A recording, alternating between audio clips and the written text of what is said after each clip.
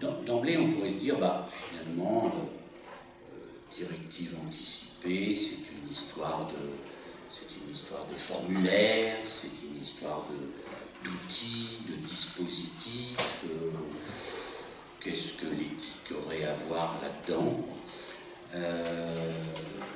Et en fait, on s'aperçoit que c'est bien plus qu'un document.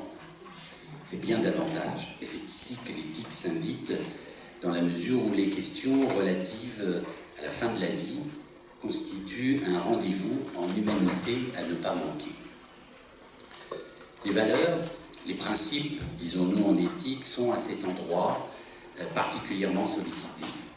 Comme par exemple le respect de la personne humaine, le respect de son autonomie, la bienfaisance à son égard. La manière même de considérer et d'utiliser cet outil, ce dispositif, nous renvoie donc bien à des questions d'ordre éthique. Nous savons, les professionnels le savent très bien, tous nos protocoles, toutes nos procédures, tous nos outils, comme nous disons souvent, certes pensés initialement au bénéfice de la qualité de la prise en charge des patients, ne disent pas toujours grand-chose sur la manière de les appliquer et de les mettre en œuvre. Pourtant, les valeurs, les intentions et la qualité des relations humaines méritent d'être mises en exergue, d'être déployées parallèlement pour ne pas passer à côté des enjeux qui fondent la nécessaire relation de confiance à établir entre le patient, sa famille et l'équipe soignante.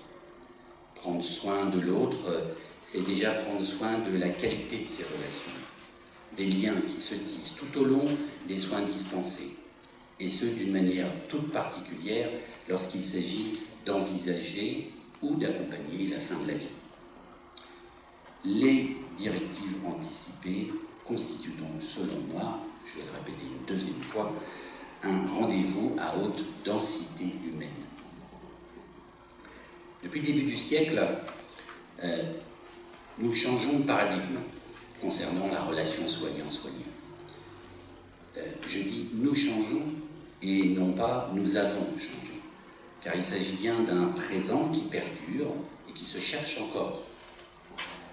Les lois relatives aux droits du patient de mars 2002 ont constitué un tournant et les directives anticipées s'inscrivent quelque part dans cette volonté et nécessité de reconsidérer l'exercice du prendre soin en situant le patient lui-même au cœur du dispositif.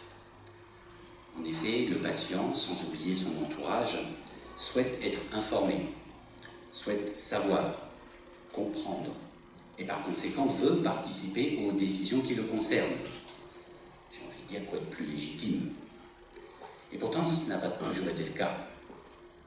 Ce tournant, ce virage a bousculé la communauté soignante et a modifié les relations soignant-soigné. Le patient est devenu et ne cesse de devenir autonome, c'est-à-dire auteur, acteur de ce qu'il convient de faire à son égard. Les informations délivrées, les décisions prises s'en trouvent ainsi modifiées. Nous sommes, j'ai envie de dire, passés d'un agir pour lui à un agir avec lui. Alors pour évoquer cette délicate question, les directives anticipées, nous sommes heureux d'accueillir plusieurs acteurs des soins du CHU de Rouen autour de la table. Je les remercie vivement d'avoir accepté de témoigner et d'échanger avec vous. Je ne crois pas trahir ce qu'ils pensent en disant, on a préparé ensemble bien sûr cet après-midi, qu'ils ne sont pas venus ici pour faire un cours, ils ne sont pas venus ici dans une position de sachant tout sur les directives anticipées, mais plutôt de partager justement leurs questions, leurs difficultés concernant ce dispositif. Donc merci beaucoup de venir partager ça avec nous. Alors nous c'est, alors je vous situe un petit peu, c'est peut-être intéressant que vous sachiez qu'il y a des gens de l'Orne, il y a des gens du milieu associatif, ADMD entre autres, le centre hospitalier du Neubourg, Charleval, Jean Becquerel, du centre hospitalier du Rouvray, de Louviers, du CHU de Caen. Alors sur le CHU de Caen, je ne peux pas faire autrement que de saluer camarade Édouard Duchemin, qui est donc étudiant en médecine et qui assure la difficile mission de webmaster sur les Rennes et qui filme les intervenants. Rassurez-vous, vous n'êtes pas sur la caméra, qui filme pour qu'on garde trace des échanges. Et puis, ravi aussi d'accueillir Guillaume Grandazzi, juste montrer ton visage, voilà. Guillaume Grandazzi, qui est mon homologue, voilà, qui coordonne sur l'autre partie du territoire et qui a quelque chose de plus que moi, puisqu'il est sociologue.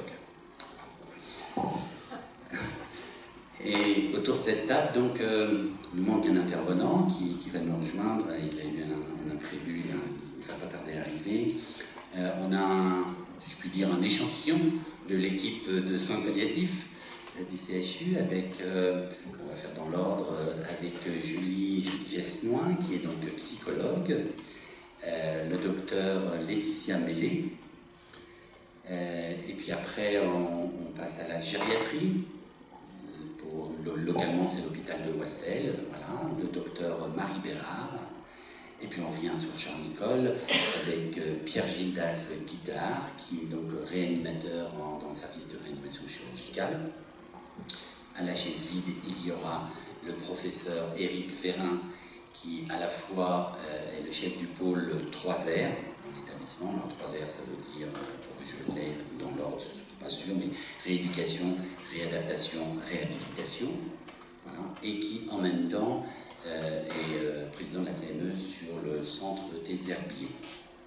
Voilà. Et puis, une question importante qui nous rappelle la loi. La loi, puisqu'il s'agit d'Amélie Collin, qui est juriste en droit de la santé et qui travaille ici à la direction des affaires juridiques, et des relations de la ville avec la patientèle, la médecine de ville. Avant de passer la parole à nos intervenants, je sais aussi qu'il y a le débat devrait être riche, surtout si vous prenez la parole, sinon c'est pas un débat. Donc vous pourrez, chaque intervenant a préparé bien sûr quelque chose à partager, mais derrière il y a échange. Et le débat il est riche, en témoigne pour ceux qui étaient inscrits, en tout cas, la variété des présents. Je veux dire là, psychologues, infirmières, médecins, internes, citoyens, représentants des usagers, formatrices en institut de formation en soins infirmiers, sages-femmes, assistantes sociales, directrices d'établissement. Voilà, donc il y a matière à faire débat.